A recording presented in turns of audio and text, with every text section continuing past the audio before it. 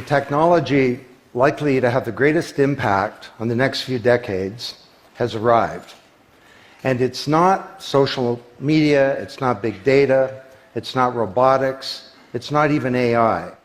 And you'll be surprised to learn that it's the underlying technology of digital currencies like Bitcoin. It's called the blockchain. Blockchain.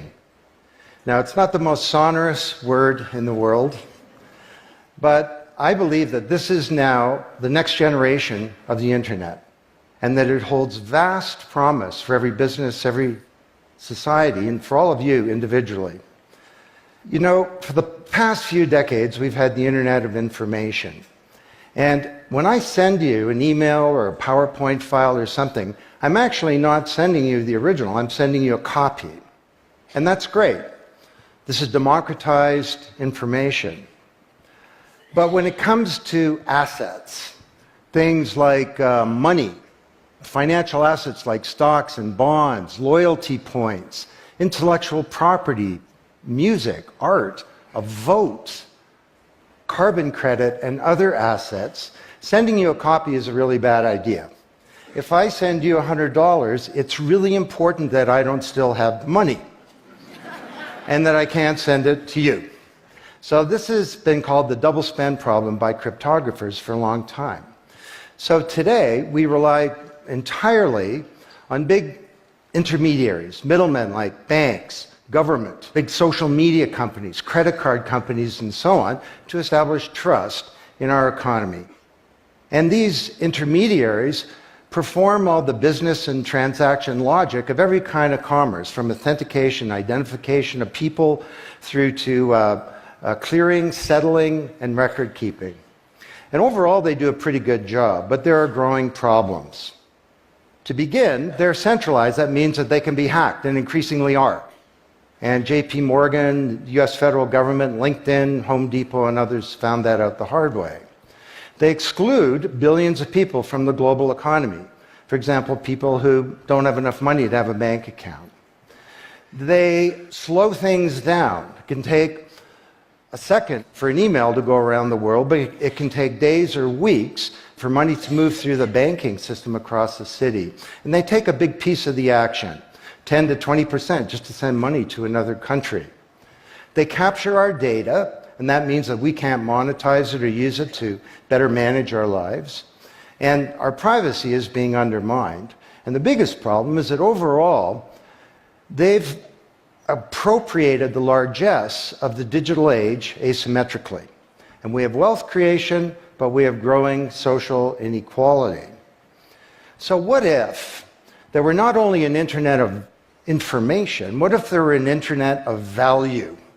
Some kind of vast, global, distributed ledger running on millions of computers and available to everybody, and where every kind of asset, from money to music, could be stored, moved, transacted, exchanged, and managed, all without powerful intermediaries. What if there were a native medium for value? Well, in 2008, the financial industry crashed, and perhaps propitiously, an unknown or anonymous person or persons named Satoshi Nakamoto created a paper where he developed a protocol for a digital cash that used an underlying cryptocurrency called Bitcoin. And this cryptocurrency enabled people to establish trust and do transactions without a third party. And the seemingly simple act set off a spark that's ignited the world, that has everyone excited or terrified or otherwise interested in many places. Now, don't be confused about Bitcoin, okay? Bitcoin is an asset. It goes up and down, and that should be of interest to you if you're a speculator. More broadly, it's a cryptocurrency. It's not a fiat currency controlled by a nation state, and that's of greater interest. But the real pony here is the underlying technology. It's called blockchain. So, for the first time now in human history, people everywhere can trust each other and transact peer-to-peer. And trust is established not by some big institution, but by collaboration, by cryptography, and by some clever code. And because trust is native to the technology, I call this the trust protocol. Now you're probably wondering, well, how does this thing work? Fair enough. Assets, digital assets like money to music and everything in between, are not stored in a central place, but they're distributed across a global ledger using the highest level of cryptography. And when a transaction is conducted, it's posted globally across millions and millions of computers. And out there around the world is a group of people called miners. These are not young people, they're Bitcoin miners. And they have massive computing power at their fingertips, 10 to 100 times bigger than all of Google worldwide. And these miners do a lot of work. And every 10 minutes, kind of like the heartbeat of a network, a block gets created that has all the transactions from the previous 10 minutes. And then the miners get to work trying to solve some tough problems. And they compete. And the first miner to find out the truth and to validate the block is rewarded in digital currency, in the case of the Bitcoin blockchain with Bitcoin. And then, this is the key part, that block is linked to the previous block and the previous block to create a chain of blocks, and everyone is time-stamped, kind of like with a digital wax seal. So if I wanted to go and hack a block and say, pay you and you with the same money, I'd have to hack that block, plus all the preceding blocks, the entire history of commerce on that blockchain, not just on one computer, but across millions of computers simultaneously, all using the highest levels of encryption in the light of the most powerful computing resource in the world that's watching me. Tough to do. And this is infinitely more secure than the computer systems that we have today. Blockchain, that's how it works. So the Bitcoin blockchain is just one. There are many. The Ethereum blockchain was developed by a Canadian named Vitalik Buterin. He's 19 years old. And this blockchain has some extraordinary capabilities. One of them is that you can build smart contracts. It's kind of what it sounds like. It's a contract that self-executes. And the contract handles the enforcement and the management, performance, and payment. The contract kind of has a bank account too, in a sense, of agreements between people. And today, on the Ethereum blockchain, there are projects underway to do everything from create a new replacement for the stock market to create a new model of democracy where politicians are accountable to citizens. So to understand what a radical change this is going to bring, let's look at one industry, financial services. You recognize this? Rube Goldberg machine. It's a ridiculously complicated machine that does something really simple, like crack an egg or shut a door.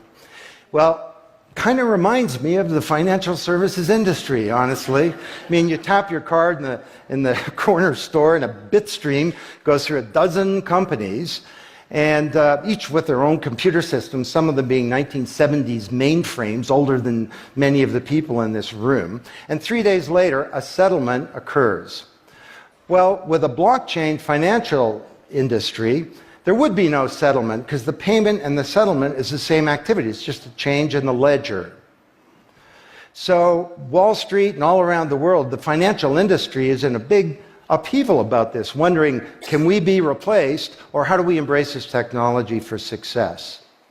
Now, why should you care? Well, let me describe some applications. Prosperity. The first era of the Internet of information, brought us wealth, but not shared prosperity, because social inequality is growing. And this is at the heart of all of the anger and extremism and protectionism and xenophobia and worse that we're seeing growing in the world today. Brexit being the most recent case.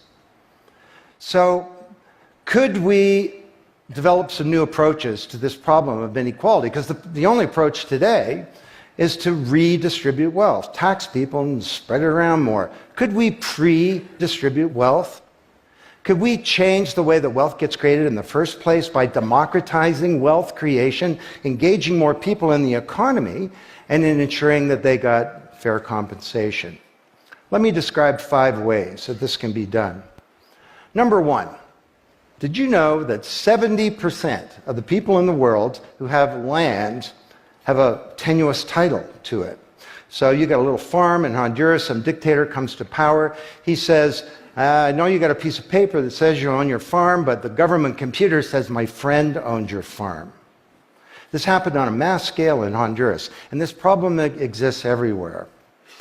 Hernando de Soto, the great Latin American economist, says this is the #1 issue in the world in terms of economic mobility, more important than having a bank account. Because if you don't have a valid title to your land, you can't borrow against it, and you can't plan for the future. So today, companies are working with governments to put land titles on a blockchain. And once it's there, this is immutable. You can't hack it. This creates the conditions for prosperity for potentially billions of people. Secondly, a lot of writers talk about Uber and Airbnb and TaskRabbit and Lyft and so on as part of the sharing economy. This is a very powerful idea that peers can come together and create and share wealth. My view is that these companies are not really sharing. In fact, they're successful precisely because they don't share. They aggregate services together and they sell them. What if rather than Airbnb being a $25 billion corporation, there was a distributed application on a blockchain, we'll call it B Airbnb, and it was essentially owned by all of the people who have a room to rent. And when someone wants to rent a room, they go onto the blockchain database and all the criteria sift through, help them find the right room, and then the blockchain helps with the contracting, it identifies the party, it handles the payments, just through digital payments are built into the system, and it even handles reputation, because if she rates a room as a 5-star room, that room is there, and it's rated, and it's immutable. So the big sharing economy disruptors in Silicon Valley could be disrupted, and this would be good for prosperity.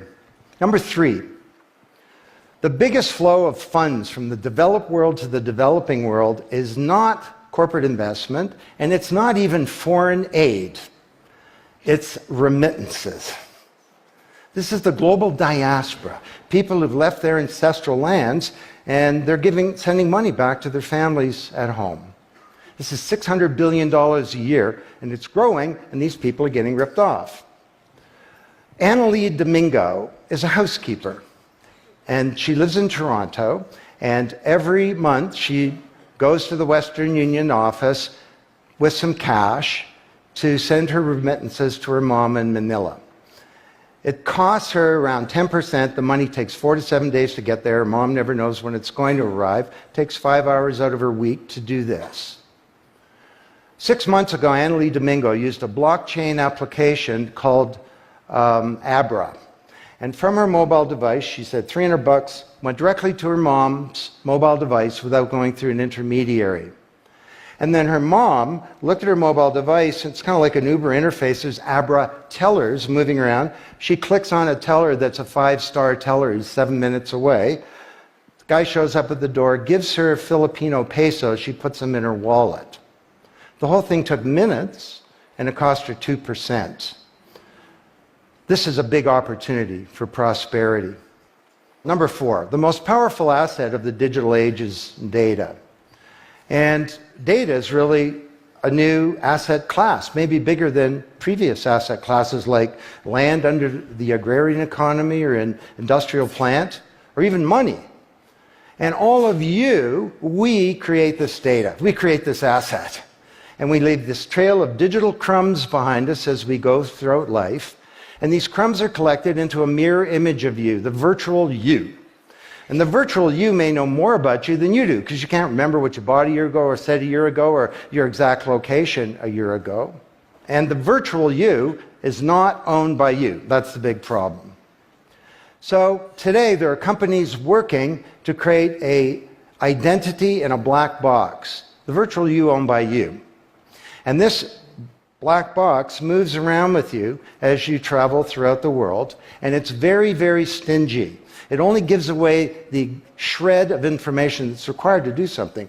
A lot of transactions, the seller doesn't even need to know who you are. They just need to know that they got paid. And then this avatar is sweeping up all this data and enabling you to monetize it. And this is a wonderful thing, because it can also help us protect our privacy. And privacy is the foundation of a free society. Let's get this asset that we create back under our control, where we can own our own identity and manage it responsibly. Finally,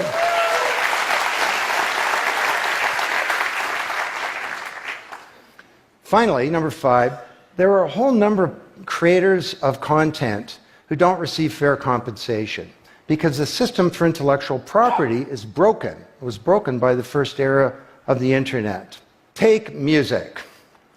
Musicians are left with crumbs at the end of the whole food chain. You know, if you're a songwriter, 25 years ago you wrote a hit song, it got 1 million singles, you could get royalties of around $45,000. Today you're a songwriter, you write a hit song, it gets 1 million streams, you don't get $45K, you get $36. Enough to buy a nice pizza. So Imogen Heap, the Grammy-winning singer-songwriter, is now putting music on a blockchain ecosystem. She calls it mycelium. And the music has a smart contract surrounding it. And the music protects her intellectual property rights. You want to listen to the song, it's free, or maybe it's a few microcents flow into a digital account. You want to put the song in your movie, that's different, and the IP rights are all specified. You want to make a ringtone, that's different. She describes that the song becomes a business. It's out there on this platform, marketing itself, protecting the rights of the author, and because the song is a payment system, in a sense a bank account, all the money flows back to the artist, and they control the industry rather than these powerful intermediaries. Now this is